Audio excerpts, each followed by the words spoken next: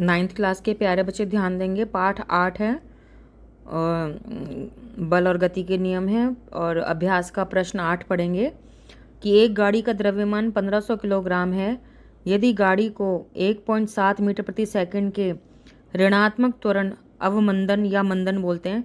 तो बेटा जैसे मैंने अभी पिछली वीडियो में भी समझाया था कि गाड़ी जब चलना शुरू करती है उसका वेग बढ़ता है तो त्वरण होता है धनात्मक, और जब गाड़ी रुकना शुरू करती है तो उसका जो बदलाव होता है, वेग में बदलाव होता है, वो धीरे धीरे कम होता जाता है तो वो ऋणात्मक होता है और उसको मंदन या अवमंदन कहते हैं।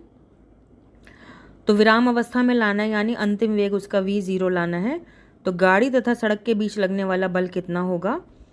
तो बेटा देखते हैं कैसे करेंगे। तो मैंने पहले तो लिखना है कि लिखेंगे क्या दिया है। तो हमने लिखा दिया है गाड़ी का द्रव्यमान m बराबर 1500 किलोग्राम और त्वरण a भी दे रखा है, ऋणात्मक ले रखा है तो ऋण का चिन्ह लगाएंगे क्योंकि ये दिशा दिखा रहा है। घटा 1.7 मीटर प्रति सेकंड स्क्वायर क्योंकि गाड़ी रुकती है। तो निकालना क्या है? बल F यानी गाड़ी तथा सड़क के बीच घर्षण बल हमें बताना है। तो मैंने देखा कि m और a तो दे ही रखा है तो सीधा हम नियम लगाएंगे गति के दूसरे नियम से। F बराबर m में तो F बराबर m का मान 1500 किलोग्राम गुणा में ब्रैकेट में रखेंगे घटा 1.7 मीटर प्रति सेकंड स्क्वायर। तो ब्रैकेट F कैलकुलेशन करनी है ना बेटा, तो घटा का चिन्ह बाहर ले आएंगे। 1500 गुणा 1.7 का दशमलव खोल लिए 17/10, 0 से 0 कट गई, हमारे पास बचा 150 गुणा में 17। और क्योंकि बल है तो इसका मात्रक सीधा न्यूटन लिख देंगे, बाहर घटा का निशान रहेगा क्योंकि दिशा बता रहा है ये।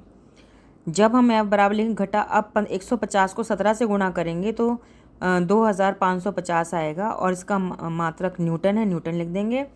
यहाँ पे मैंने एक्सप्लेनेशन दे रखा है कि ऋणात्मक जो चिन्ह है वो विपरीत दिशा बताता है। तो घर्षण बल उत्तर लिखेंगे, घर्षण बल जो है वो 2550 न्यूटन होगा। घर्षण बल नाम लेते ही आपको समझ जाना चाहिए कि गति से विपरीत दिशा में लगने वाला बल ही घर्षण बल कहलाता है, इसलिए ऋणात्मक चिन्ह आता है इसका। ठीक है बेटा, अब हम अगला प्रश्न पढ़ेंगे जो कि है 9वां प्रश्न। 9वां प्रश्न क्या कह रहा है कि किसी m द्रव्यमान की वस्तु जिसका वेग v है, संवेग क्या होगा?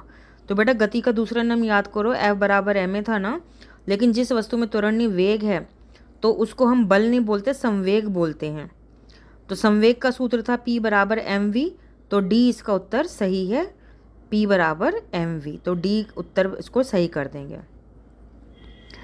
10वां प्रश्न पढ़ते हैं। हम एक लकड़ी के बक्से को 200 न्यूटन बल लगाकर नियत वेग से फर्श पर धकेल रहे हैं, बक्से पे लगने वाला घर्षण बल क्या होगा?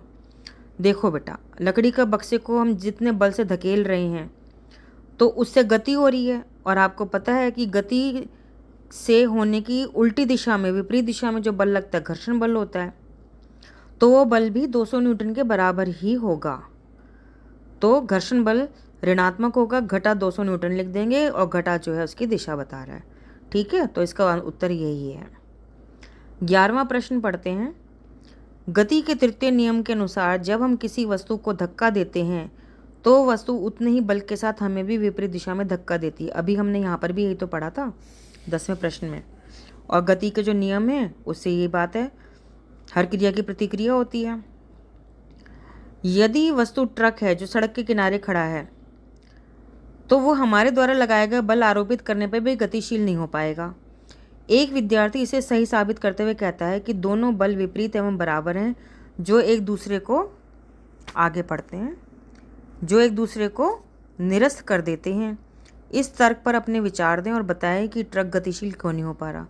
देखो बेटा, ट्रक का जड़त्व ज़्यादा है, ट्रक खड़ा हुआ है सड़क के किनारे, अब हम जितना हमारे अंदर बल है उतना ही तो बल लगाएंगे, तो उतना ही बल तो ट्रक भी वापस लगाएगा ना। ठीक है ना, तो जो विद्यार्थी सही तो कह रहा है कि क्योंकि दोनों बल विपरीत और बराबर हैं तो एक दूसरे को वो ख़त्म कर देते हैं, निरस्त करना मतलब ख़त्म कर देते हैं। तो ये बात सत्य है। ठीक है, और इसमें गति के नियम का नाम ले दीजिए आप। ठीक है, पहले नियम में जड़त्व का नियम, और इस तरह से आप जैसे मैंने उत्तर बोला उसको समझ के आप करेंगे। ठीक है बेटा।